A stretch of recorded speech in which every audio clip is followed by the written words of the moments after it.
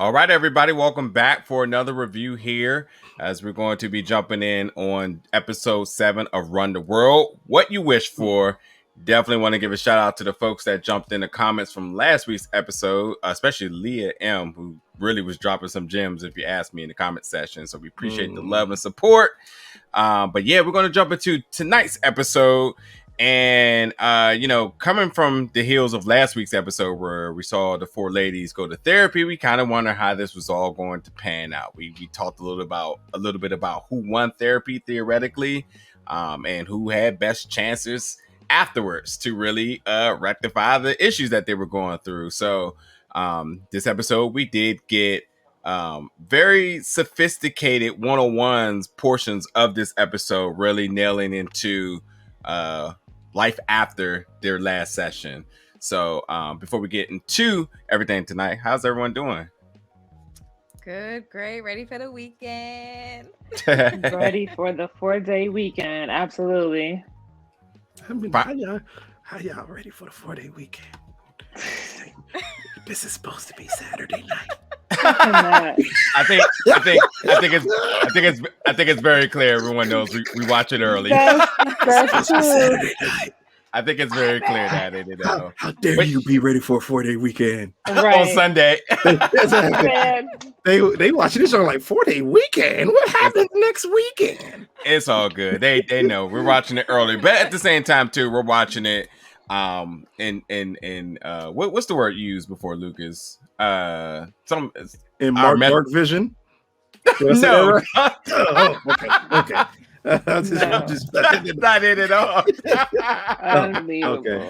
Jeez. No, we watching it. We watch it. At least we're watching it in the same week that you're watching it at the same time. We're not binging it. We're taking it week by week. We get it early and we watch it the same week. So much so that when we had a break, we literally skipped a week.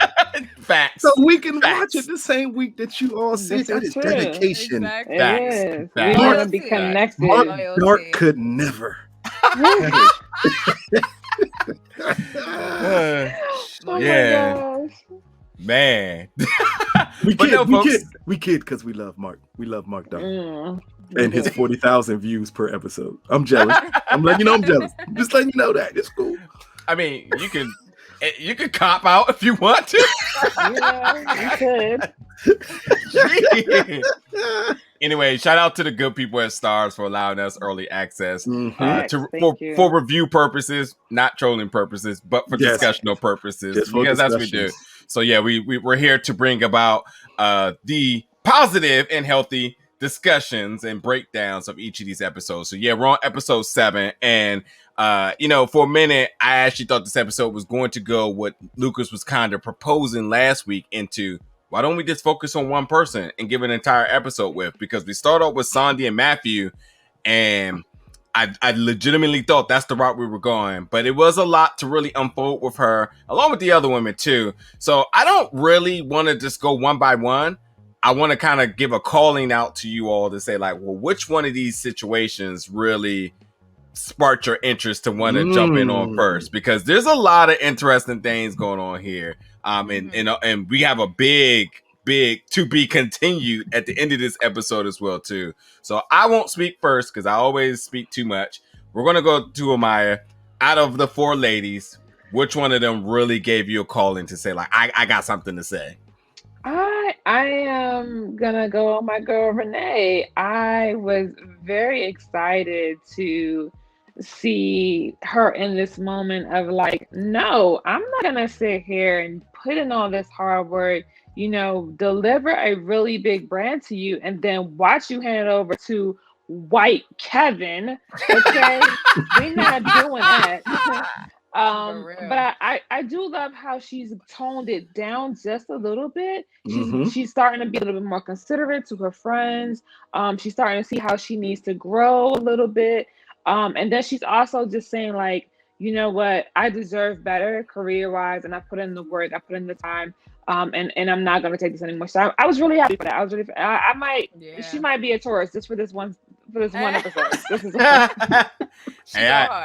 I agree. Like, her in that business set is the her that we kind of got glimpses of, but we seen it in full blown action. Like I gotta say too, I'm also proud of her stance in that situation. I hope a lot of other people take chances on betting on themselves and saying like, nah, this isn't right, and standing up for themselves. Black Lives Matter. hey, did they not chant it walking out though? and to quote the great Maya Angelou, I was like, oh man. Whenever a black woman says and to quote, you know, we gonna give it to you. Listen, hello, because a rose is still a rose. Baby girl, you are still a flower. Too much. Big fact.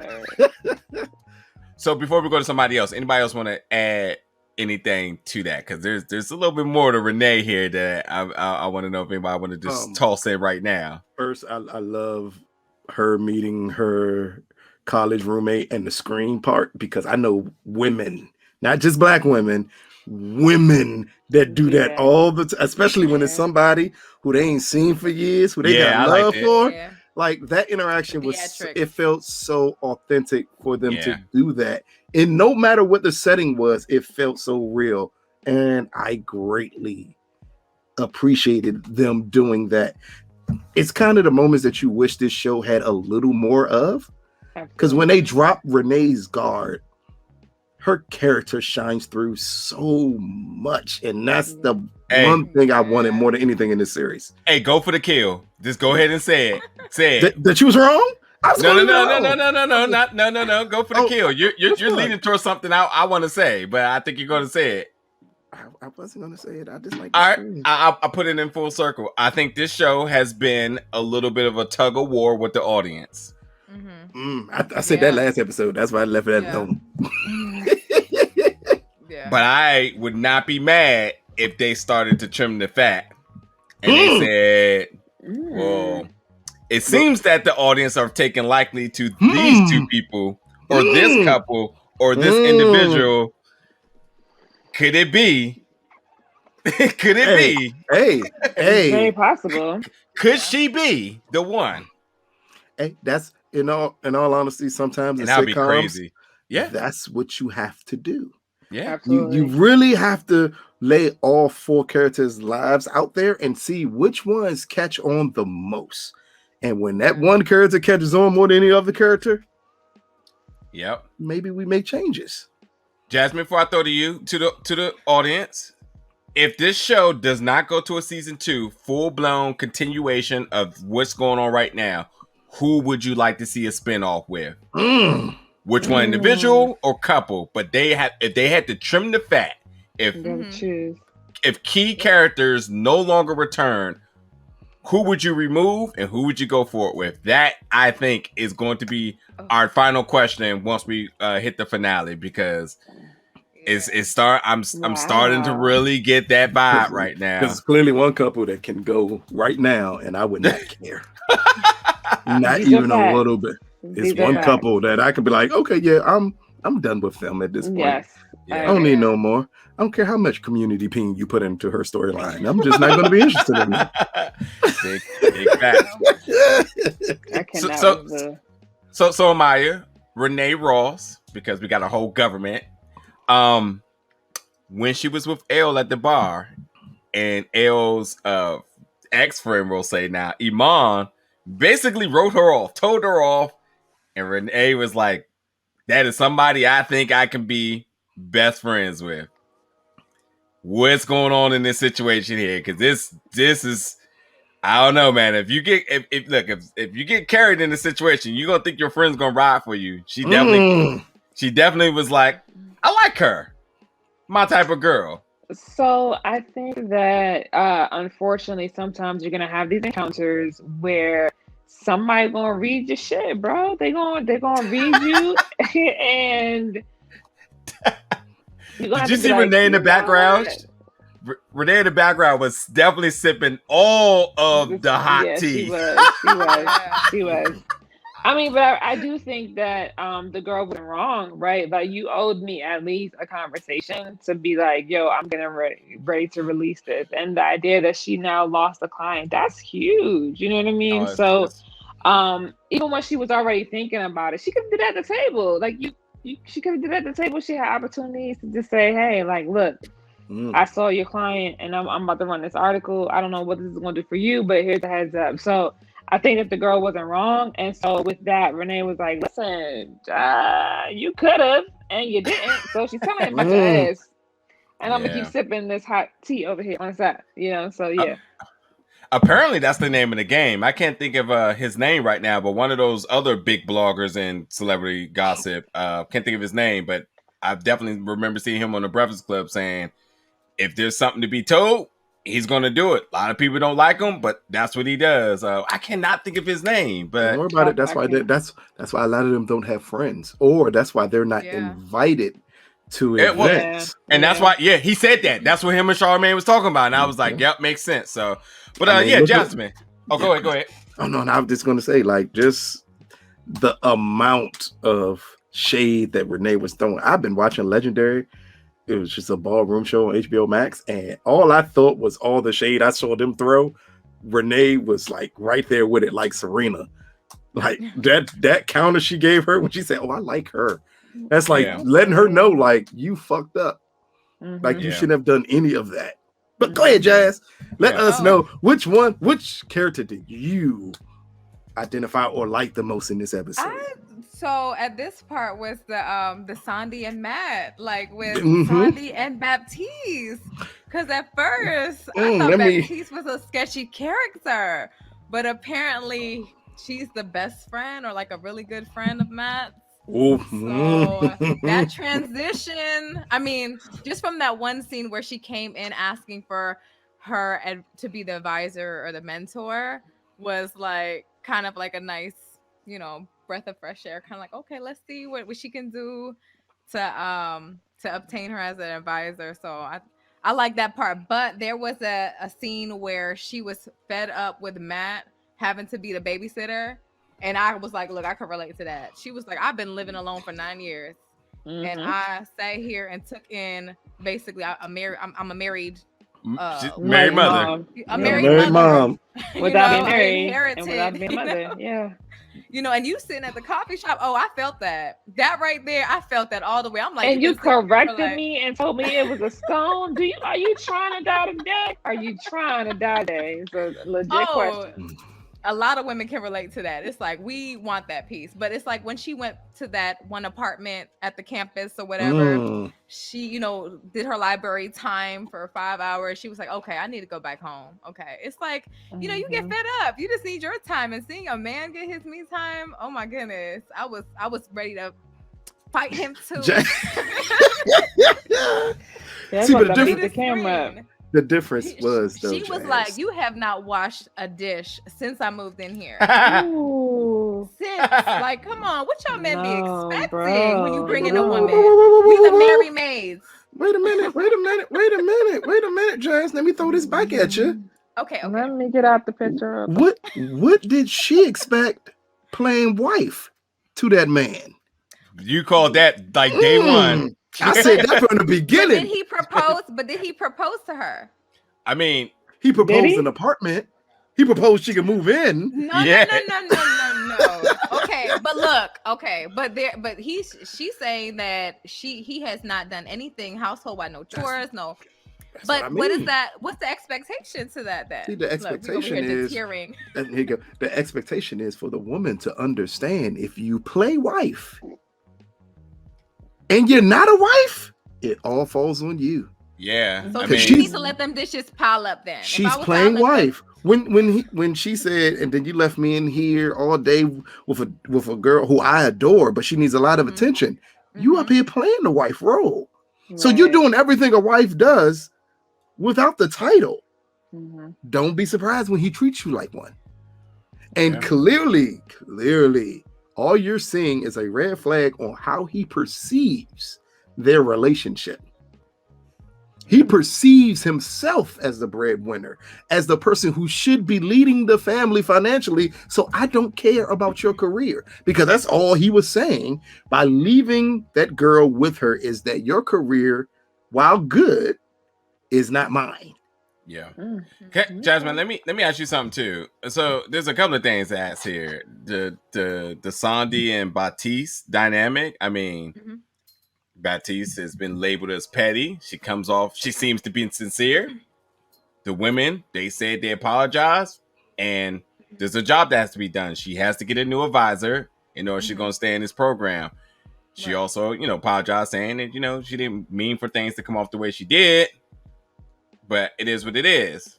Right. But there's still the real big elephant in the room is Matthew sincere, or is there still something to this here? Because there's a lot of like, don't worry about that. Like, it's okay. Like, when he said, well, you can't feel that way about her. She's a really good friend. That was red flag number one when he said that. And there was a rumor going around, and people, no. But if she's a really good friend, she would have known that was a rumor. So she wouldn't have brought that up to her. Yeah, so here's the thing. She said she was overprotective. When we thought Baptiste was being shady, was she giving her warning signs of stuff instead? Because she's a really good friend, especially the way Matthew is seeming to be operating here. Because I told y'all from the beginning, that nigga was sneaky. The way he's operating here, maybe Baptiste sees something in her like, baby, you don't need a rose is still a rose. Yeah, baby girl. And also too, maybe it's not another student. Maybe it was them two, and that's also a conflict of interest in employment. That's even worse. It is. That's even worse if it was Baptiste. Because it is weird that they're both like this person, and they're both like, no problem. Like, if you get accused of something that isn't true, there's a little bit more of a reaction to it than the like, nah. And by the way, if you're going to see Alvin Ailey, who I assume they went to go see, you're not going to be talking in that like that. I was highly offended when he called Cornel West crazy. I was like, yeah. All right. Yeah, I wasn't. I don't know what that is, and I'm not sure. But I really feel like, I don't know. I feel like Baptiste would have kept throwing the shade. She would have kept saying like slick stuff. She stopped when she got to like telling her about the schoolwork and stuff. It's tricky, to be quite honest. I don't know, but here's the thing, right? Is that I've met women like Baptiste who they throw jabs and they throw shade, and it's almost in a way there can be two types of women who do this, right? The one who is genuinely warning you, and the woman who is throwing you off the trail so that she can step in and take the space where you are. So you have to be mindful and really like decipher what it is she's saying. She's playing real fiddle right now. I don't like it. I'm not with the shits. I'm not with the shit. Well, can I ask you and Jasmine, at least, do you believe that Baptiste gave her the right career advice when she said when she said everyone have a voice for yourself? Yeah, the other professor, everyone knows his voice. I need your voice.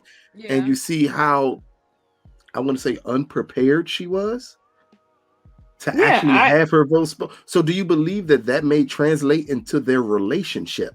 I do believe that it will. I believe that it does, right? Because here's the thing. Unfortunately, a lot of women, when it comes to relationships, we get lost, right? And I talk to people about this all the time, whether it's man or woman.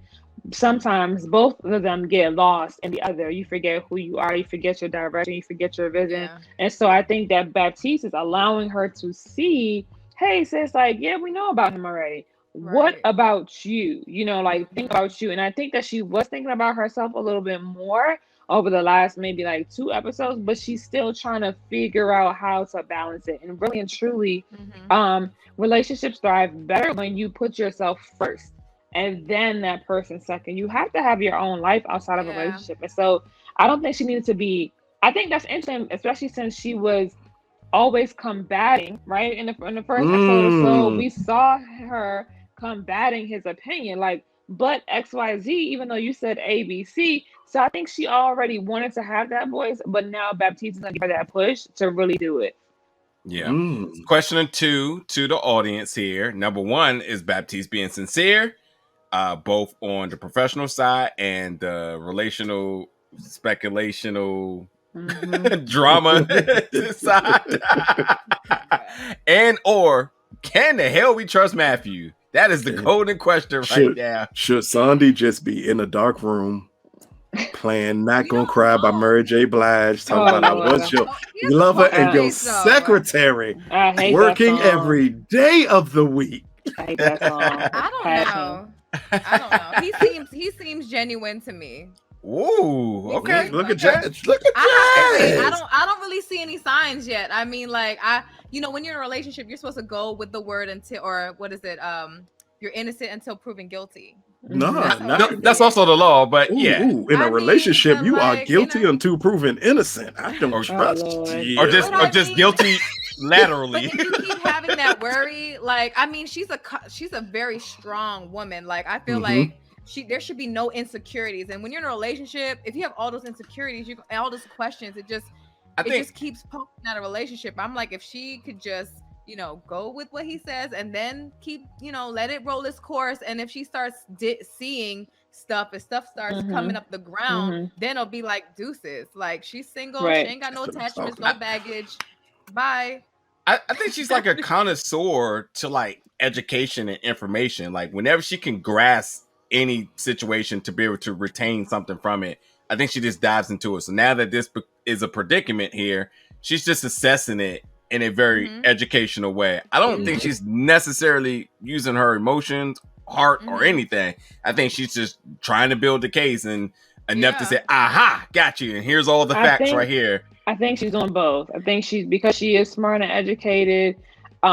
We have to remember that too much information, right? Too much overthinking, too much analyzing can lead you down a very, very for sure tricky path. So I think she's trying to find balance. I really do. But I do feel that when hearts of the matters are involved, we know how this goes, right? It's still messy as hell. Like, it's just always messy. And so I think she's just trying to find it. So here's the final question in regards to Sondi. Matthew wanted space, obviously. He just isn't one to be transparent about it. We're going to go with Jasmine here and say that he's just being honest and he just needed space for whatever reason. Cool. He just didn't relate that to her. Comes to find out, Sondi also wants space, who she also did relate it to him, but was half honest about it because she still got that apartment. And you got to know, if this was the roles reverse, the axes would be out, the trees would be getting cut down, the crosses will be burnt, the whole town is going down. So with that being said, in this situation, who is wrong? Strictly off of the idea of who needs space. Ladies. I mean, Sondi is wrong. I mean, Sondi's wrong, but for keeping the apartment that he didn't know about. So he didn't know about it. But she relayed to him that she gave up the apartment. So she lied. And so therefore she's wrong. Yeah. Yeah, but you can't blame her because she's not really like in a. I mean, well, they've been together for 5 years. So never mind. But listen, you gotta be all. We can't. So here's the thing: we can't say we want something and not be all in. Like you don't. If you're gonna really gamble with it, you gotta go all in. You're asking him to make all these adjustments or whatever for you. You have to do the same. And so I do think that. I think that's wrong. But you know what? It's a that right there in itself is a prime example of current relationships and current dilemmas that people face in dating, is because we would rather be 1 foot in and 1 foot out. Because listen, just in case something look funny, I'm gonna be able to. Insurance. As we most often see with these shows, we see this from the male perspective, and that would be named as the escape plan. If things don't work out, don't give up my place because I need somewhere to go. Right. But a relationship does like not work if you have a secret escape plan. Right.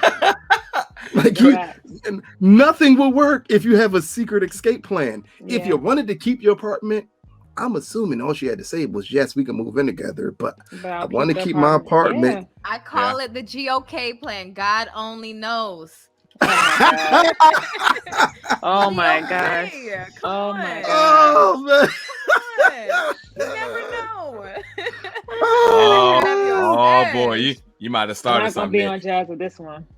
And look, I will say one thing to kind of go towards Jasmine on this one is that I also feel like when somebody lies, it prevents the other person from being able to tell the truth. So whoever initiated the first lie automatically to me negates what the other person does, because you're not playing on a theoretical playing field, because it doesn't exist. The moment you lie about something, then everything else is all. So whoever's the first person, and we could talk about that later, but whoever's the first person to initiate the lie here, because we the theme of this show has just been the lack of transparency. No one's speaking up for what they want.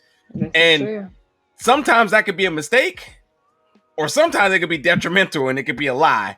And that's that is to be determined with them too. So all right, but Lucas, we'll throw it to you now. We got two more situations. You already know. You just skip it because I told you the other one was boring. So I'm talking about L here. Okay, I don't care about them other people at all in this show.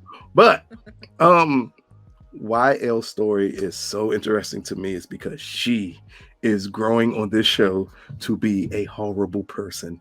Ooh. And I don't know if the episodes go on and on, we're seeing more of her personality show through. But in this episode, she made a horrible decision on every front. First, a close friend invites you to something. She informs you this person is who I'm working with. You catch him in a compromising position, and you decide, I'm not going to tell her, but not only am I not going to tell her, I'm going to go to my boss who runs a gossip paper and pitch a story to her. Do you know how messed up that is? Yeah, messed up. You know how many circles of trust you have broken by doing something of that nature? We can't think, and I'm not even thinking about the consequences. He could have kept her friend as a client. I mean, her friend could have kept him as a client and it still wouldn't have mattered to me. It's a certain amount of trust that's there that you broke easily with no issue. Absolutely. And then you brought it to your man, and your man, you could tell by his reaction. One, he did not care one bit. So two, I believe he thought, why would you do this? Right. I do think, That's why. And then we get to you two having sex, and you bring up, what did you mean about that? I would never. Never. What you won't do, excuse my language a little bit here, people. What you won't do while I'm inside of you is bring up a conversation that we had beforehand. That's not what we're going to do. That's disrespectful as hell. Exactly. And then when they actually, after she interrupts their intimate moment, and he basically is telling her, everything I'm saying is echoing what you've been telling me. How are you mad at me about this? You don't like your job. You demean your job yourself. So when I am in agreement with you, how then do you get mad at me? Yeah. And then to me, it was confirmed how bad of a person she was. When that friend walked by again, told her everything, and someone who's supposed to be one of her best friends says, I like that person. Because to me, and I know some people may think you're reaching. Cool if you think I'm reaching here. But for a friend who's supposed to be really close with you to say something like that, that means you've done something like that to them before. And I can agree with that. I like her. Because she put you in your place. While the friendship you had with that other person may have been so close, they felt uncomfortable correcting you. I like to think we retain a lot of the events of this show pretty good. I would not be surprised if it happened and we're just not thinking about it right now. If she's already done it. I think it was. It may have been one of those episodes when they showed the girls and they were going back and forth about a lot of things. Or it could have been a situation with when Anderson was first reintroduced with Renee and things of that nature. Because Renee still, again, is still holding feelings about Anderson because of L. Right. When she said, "Oh no, we don't speak about Satan," but that's because that's the perception you put about this man to your friends. Bingo. So now, what happens if your friends realize, wait a minute, it was he was never bad. It was always You. Listen.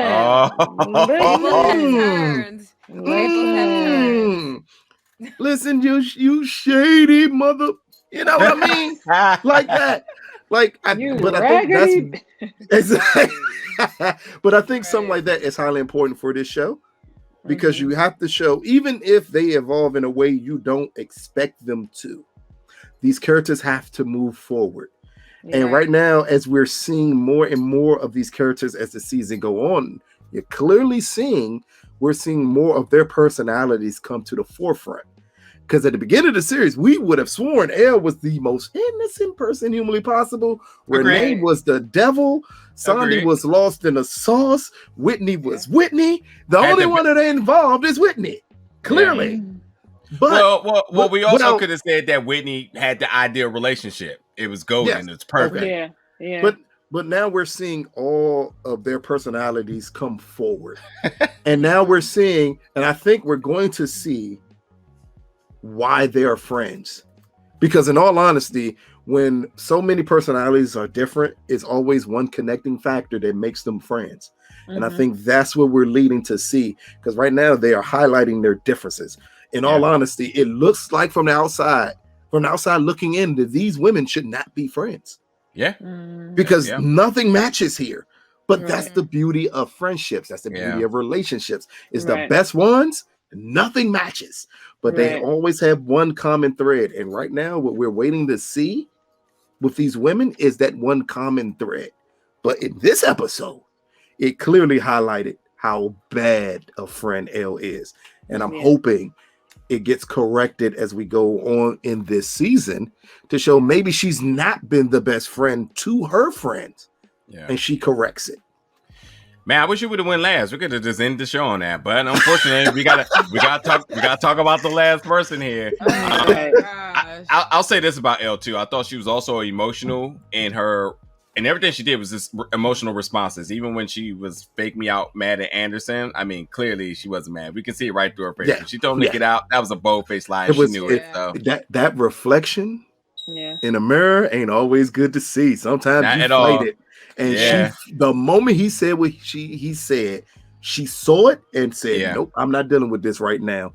You can get out." And she wasn't expecting him to say, "Not a problem." Okay, deuces. Right. And I do appreciate her acting, both of their actings in that scene, because that was super authentic. Chris too. Yes, Chris. Let's. I'd be god darn if I'm inside of you. You try to pick an argument with me at that moment. But that's what we're not gonna do. That's definitely. I'm gonna finish first, then we can fight. Yeah, he was fighting before then. He was going to leave anyway off that. I mean, I damn sure would have been like, you know what? That would have been the end of the episode right there. To be continued. Right after I finish, I've been kicked out of better places than this. Somebody can get this man. Somebody can get this. Get him. Well, the end of the episode ended with Ola and Whitney finally in couples therapy. Something we mentioned that we wonder why they didn't do so, but here we are. So she left singles therapy. Now she's at couple therapy. Counseling. Not therapy. This is not therapy. This is counseling with a preacher. Yep. Yep. Agreed. So horrible counseling. They had that. Also, we found out that Sondi was not aware that she had slept with Community Poon. Community Poon. I about to say she slept with Community Poon. Poon. We got a completely different show here. Wait a minute. What's on your mind, Nigel? Nigel ready to click out. Can I finish? I need a reset. Community penis. There you go. She was left out on that whole thing, but ultimately we knew that Whitney was going to be suffering from guilt from sleeping with dude. And as we see at the very end of the episode, she invites him as he got there really quick with a teleport machine to get to the secret stash hideout space, because it looks like maybe she's going to tell him. So our third question for the night to the audience is, do you think that she's going to be honest? It's been eating her guilt. Sondi clearly didn't have words of affirmation for her here. She's like, what?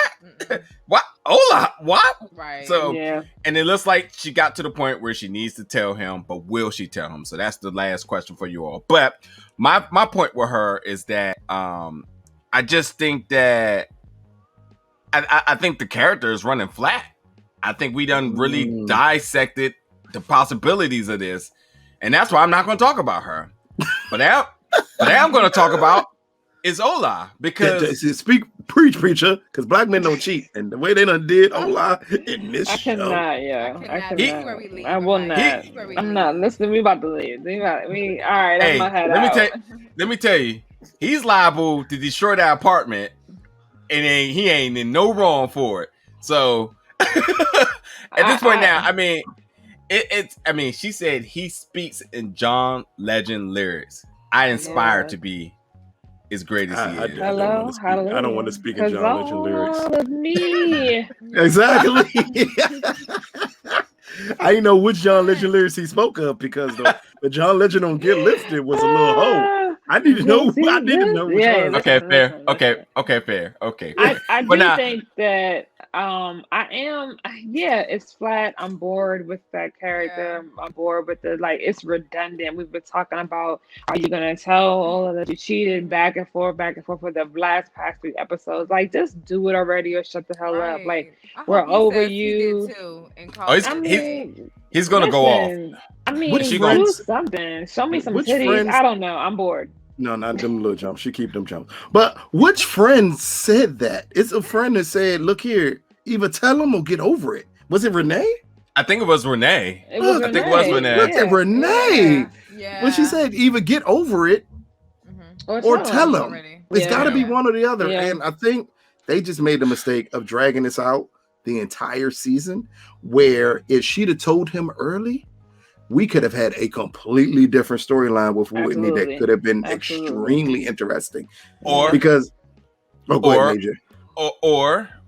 just watch her and we see where Ola goes beyond this point.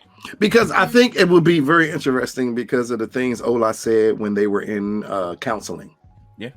When he said, well, she's become distant. And it's kind of showing her mentality after sleeping with this guy. Oh, 100%. She separated from him, and she didn't expect Ola to notice that she separated from him. Mm-hmm. And he's bringing up these things as issues, and it brings up a bigger problem to me, and that is, can you have it all in a relationship? Because if you heard them speak with Ola, he clearly said, well, I run long hours. Well, I wish she would adjust her schedule because I can't adjust my schedule. At what point do you think these two aren't actually compatible at all? Right. Because I believe that both of their careers mean everything to one another. Mm-hmm. Ola loves his career as a doctor, and he's right. Being in the ER, he cannot adjust anything. Right. But Whitney feels, if I'm going to climb this ladder properly, I can't then at a whim decide I need to be Susie Homemaker and be at your bending knee and call whenever you want me to be there. I think that is here's the weird part. That's a bigger problem than her sleeping with someone else. I agree. Yeah, she's not willing to bend that far. And I think that we've seen that because she obviously, really, quite frankly, I feel like she still needs to be in one-on-one counseling, right? Because you're still figuring out how to live without looking for the approval of your mother and the approval of other people that have put these expectations on you that you have now taken on as expectations for yourself. So I really think that that's a big part of the problem right now with her and Ola. And I don't think that this is a matchup.